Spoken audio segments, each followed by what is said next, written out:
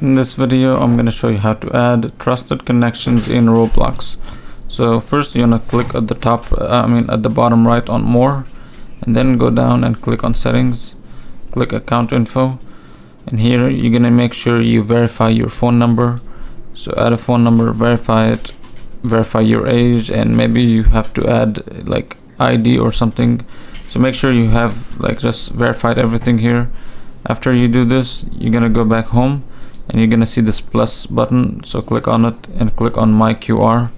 Here you're gonna see your QR code, so you're gonna make your friend scan this, so he can scan it by just clicking at the top right here.